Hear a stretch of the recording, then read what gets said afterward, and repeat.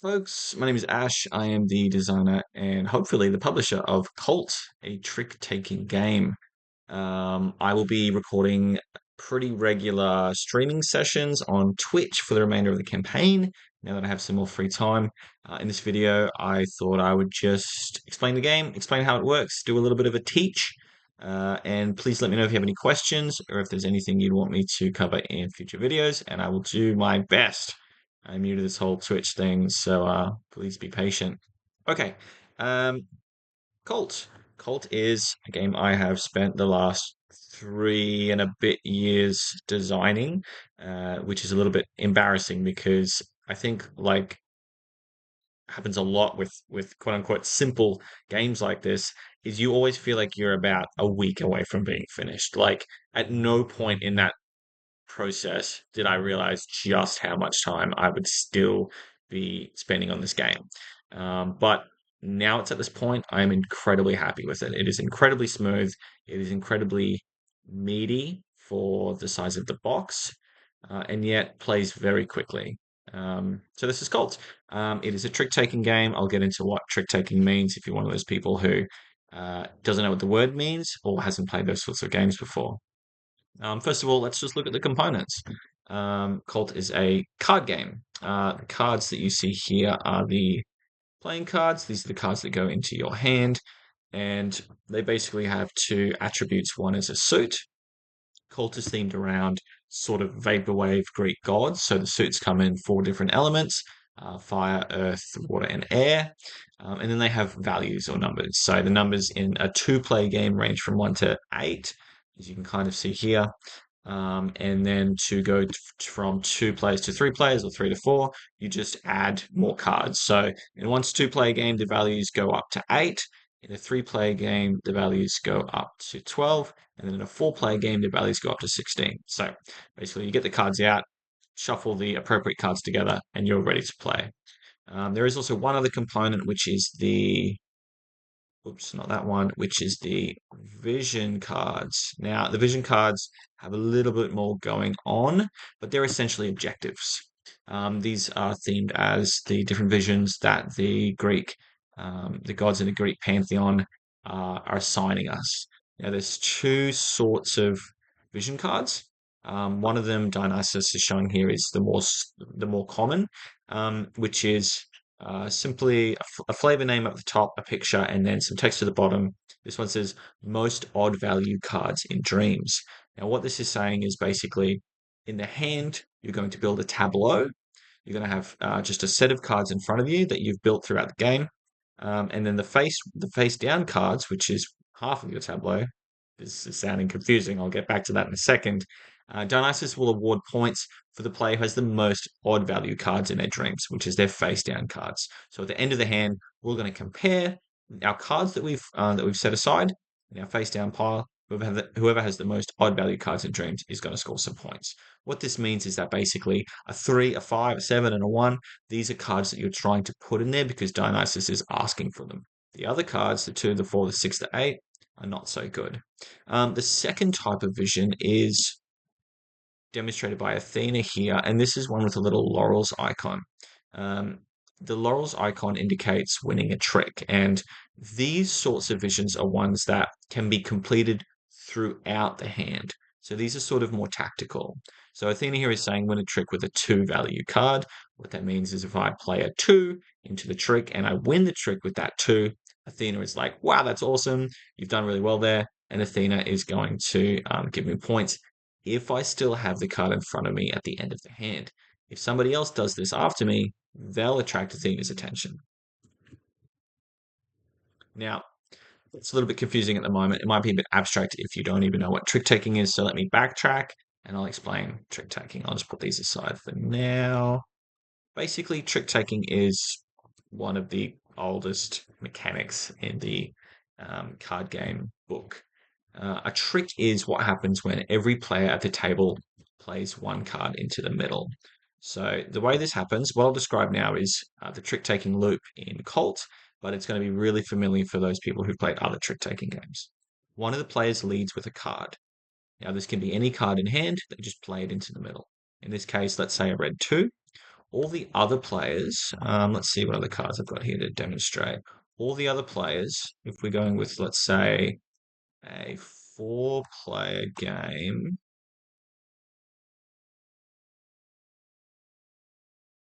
all the other players need to add a card of their own into that trick. And there are a couple of rules about the card that they play.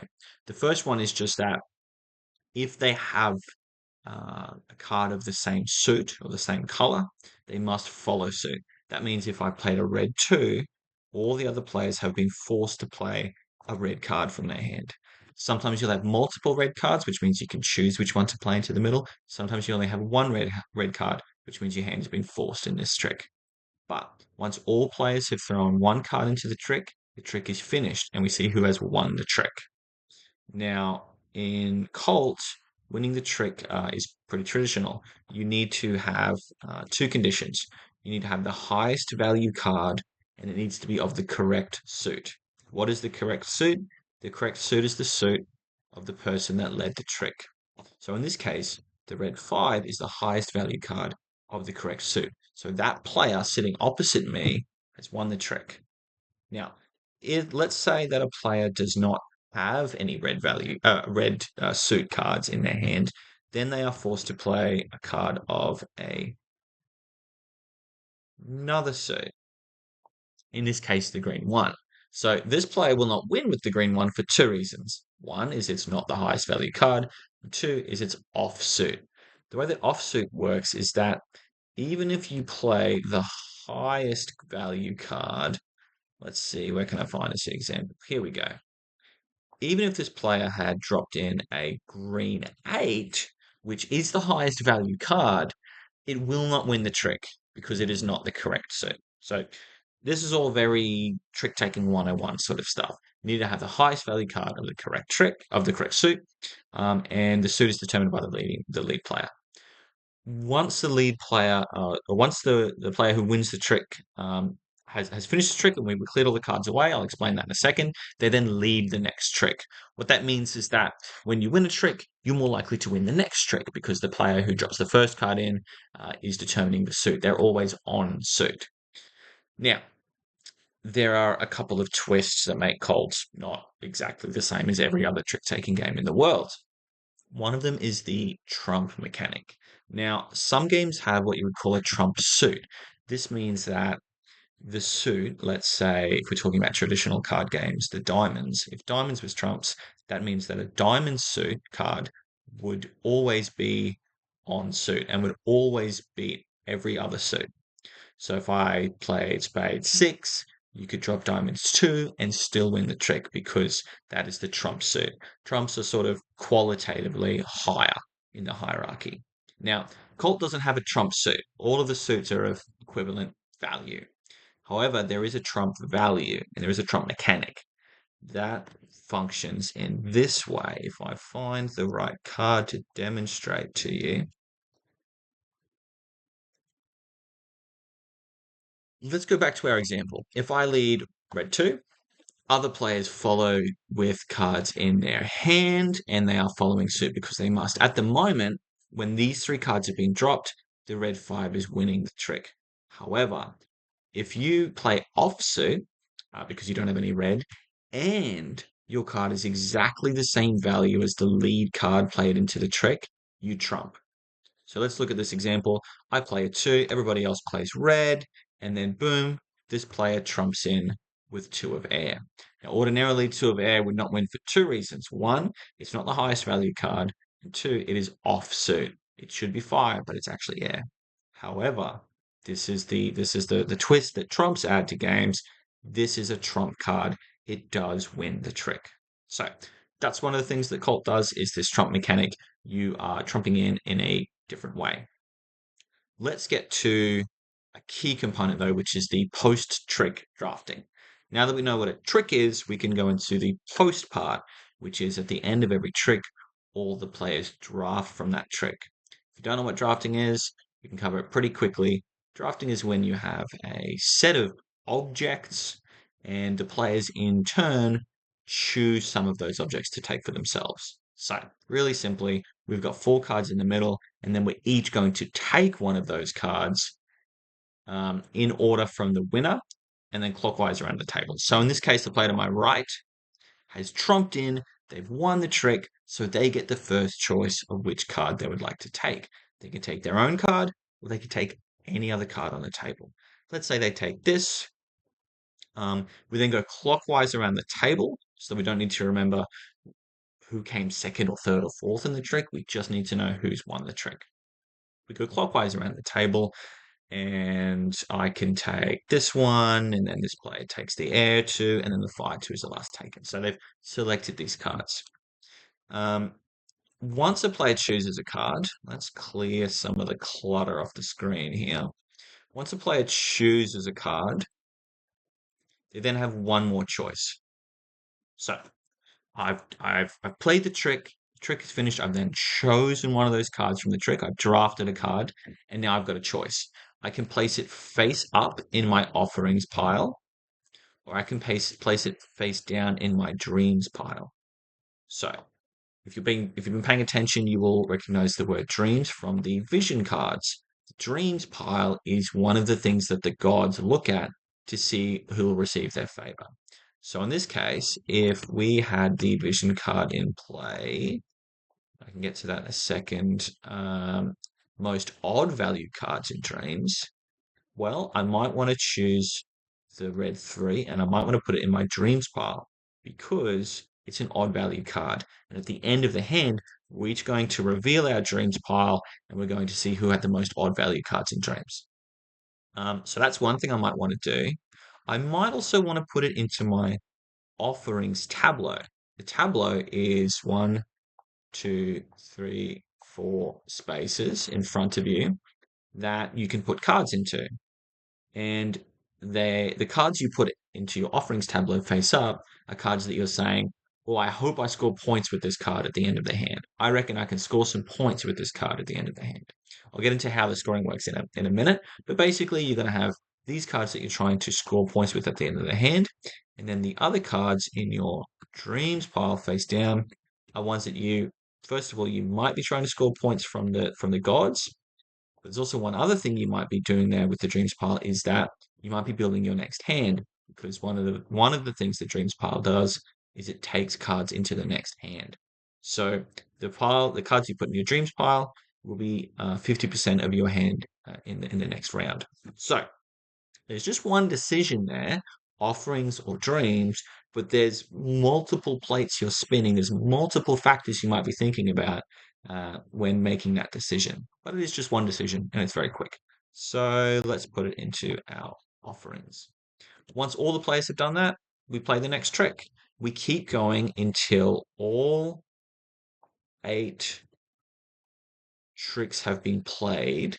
And at some point in that process, players are going to start filling up either their tableau, their offerings tableau, or their dreams pile. What I mean by filling up is that each of these can only have 4 cards in it. So if I put the 4th card into my offerings tableau, then for the rest of this hand, every card I draft is going to go into my dreams pile. Let's say I'm drafting them instead of playing them from my hand. So this means that you can be stuck with cards that you don't necessarily want to put into your offerings tableau for reasons we'll get into, or into your dreams pile for reasons that you can probably understand at the moment. Because if I'm looking for odd value cards, well, I didn't really want to put the 4 in there, did I? Of course, maybe I do decide to put a card in there. For instance, a red 8 might be still good to put into my dreams pile because, hey, in the next hand, I'm going to get a high value card. But at some point, you're going to be snookered potentially where you want to put a card into one place, but you've already filled it up. So that means that the decisions earlier in the hand can give you more or less options later in the hand, depending on how that's played out. So that's one hand finished. What do we do now? How do we score? What's going on? So there's 2 ways to score.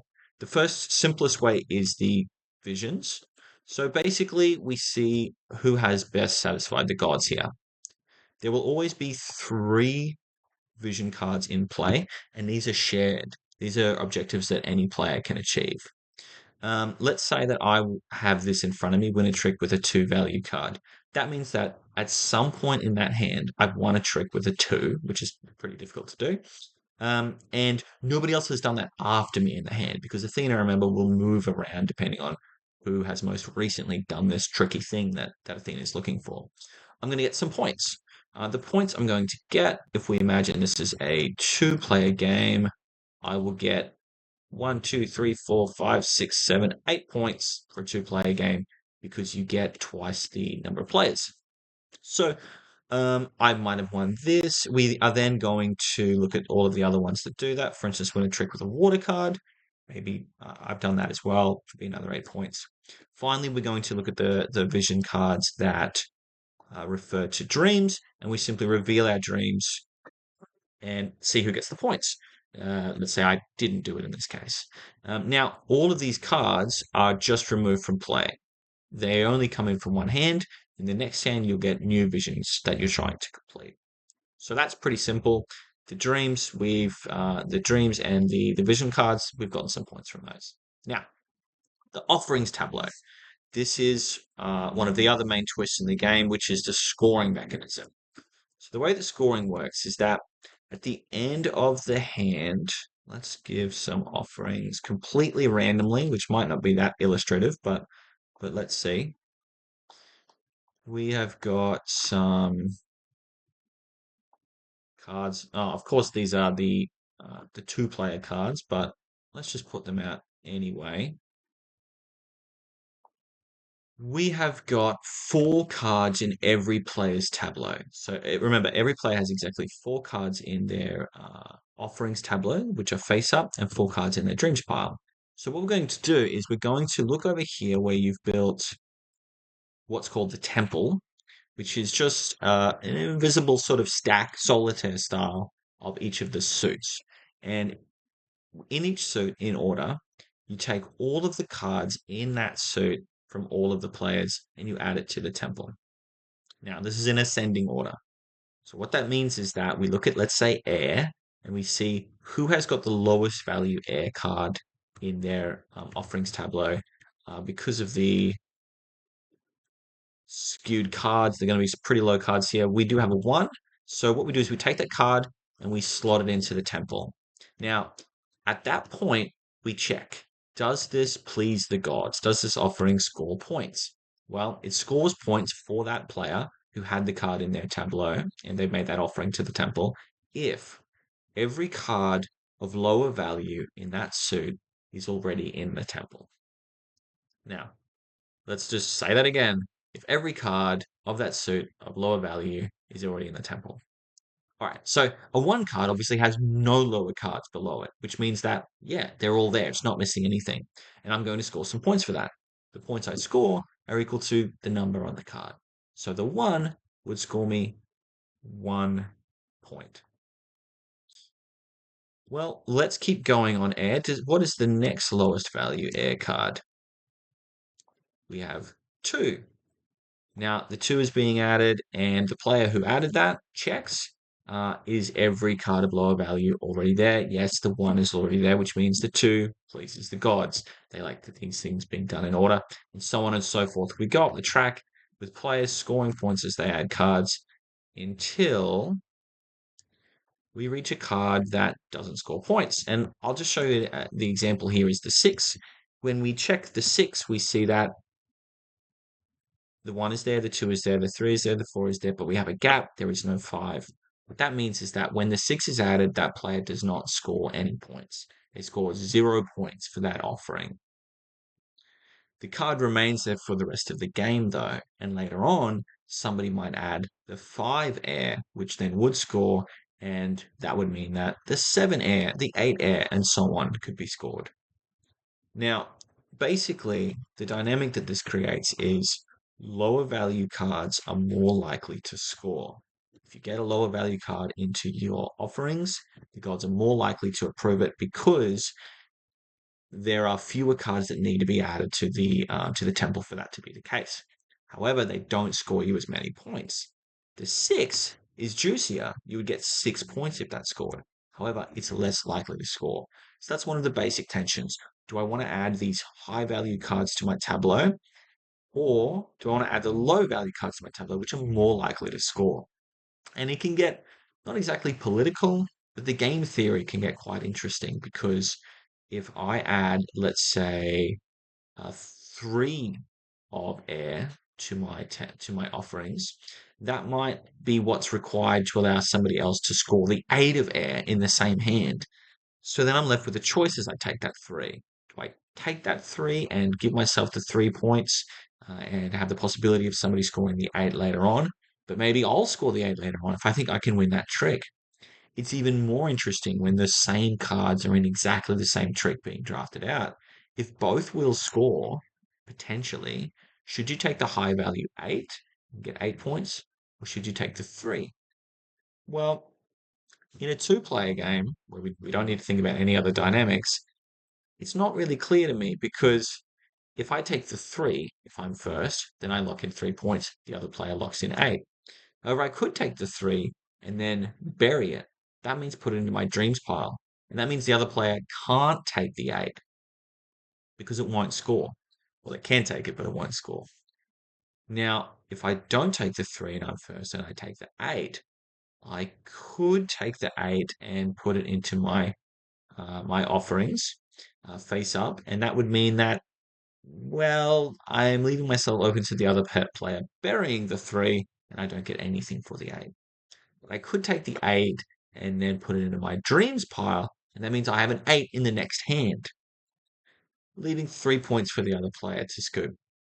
Now, these decisions get a little bit more wrinkly with more players because it then becomes about increasing your score relative to the other players. You don't mind if the player in fourth place gets more points than you, so long as you get more than the player in first place in that particular play, and so on and so forth.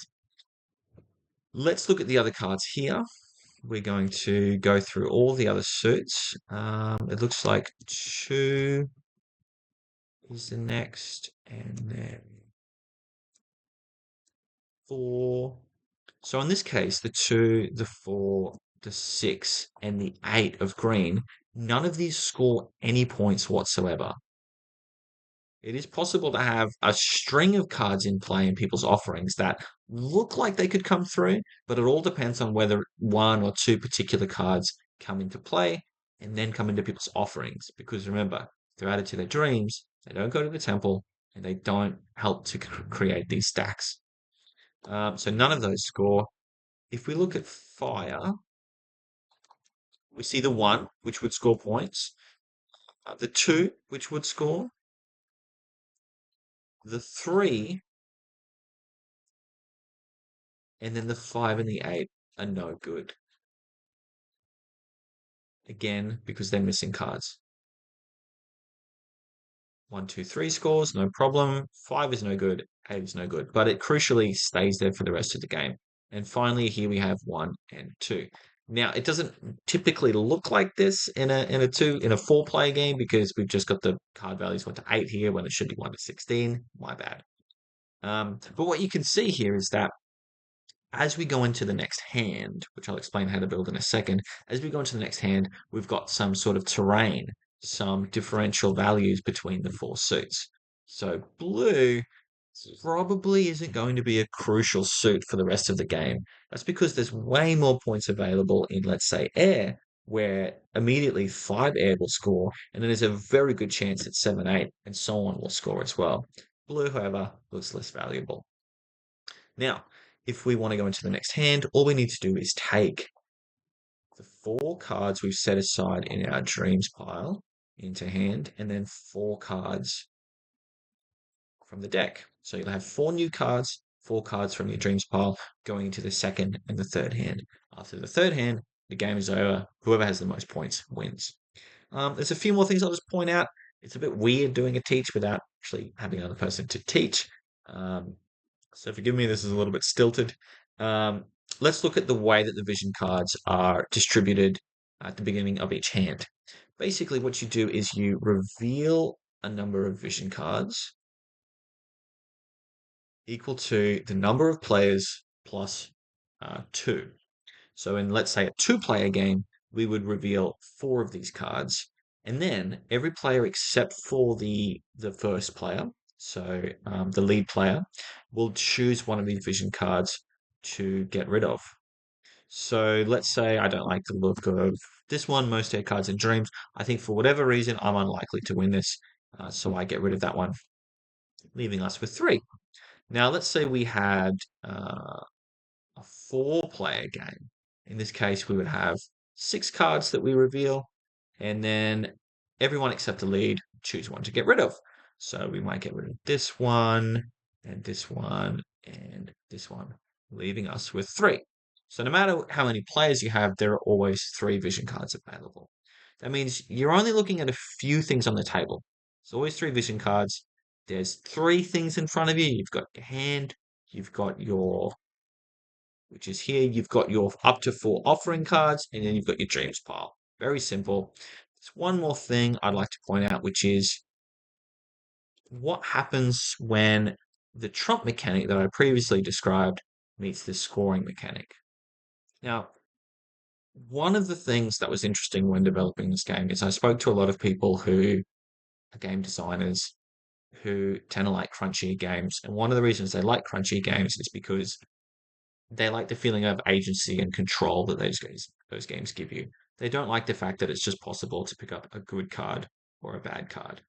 And for various reasons, the hand building, for instance, or the relative strength of these different cards, I think that this mitigates that quite a bit. So let's say in the opening hand, you have an eight of air and I have a one of air. We played in a trick and you obviously win the trick. So, aha, it was just luck that you won that trick.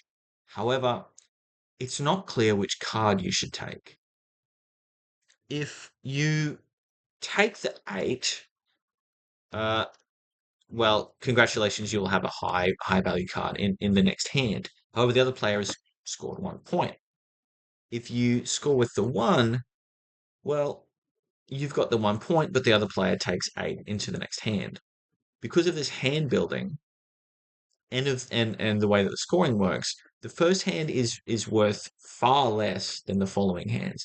Basically, the number of points available tends to double every hand. So the hand that you build is going to be a lot more important than the initial hand that's dealt to you. One of the other things is, for me personally, I don't like card counting. I know there are a lot of games where if you were playing for $1,000, you would pay a lot more attention to the information that was, strictly speaking, available to you.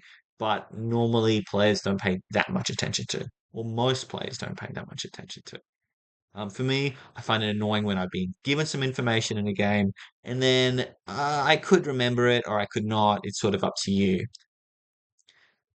That is still an element in this game. It is a card game. It is a trick-taking game. So card counting, being a real card shark, is one of the things you can do. But I've tried to mitigate that as much as possible. One of those ways is the dreams pile. The dreams pile is sort of secret information. You can't look at it throughout the game, but at the end of the hand, it's always revealed. So you always know half of a player's hand going into the next hand. This means you can at least, if you're me, track one or maybe two things like, oh, that player doesn't have any green, or they're all green, or yeah, that's where the eight is. That's where the eight is. I got to remember that he's got the eight. The other way that we reduce the amount of information you need to remember is the temple. Now, the temple tells you which cards are out of play, just like that. You know that he can't have the six of air. You know that she can't have the blue two because it's out of play. It's in the temple. Now, this is very sort of 3D chess play, but if you as you go deeper into this, you can see that with the cards laid out in the temple, we have some interesting ways we can think about the trump mechanic. So, for instance, the green one cannot be trumped. The green one is currently very powerful because all of the other ones have been taken out of play. Uh, as we go up, we can see that two of the eights have been taken out of play. So there's a very slim chance that the eight could be trumped. And these are just little ways that the amount of information that the player is implicitly being asked to keep track of are reduced.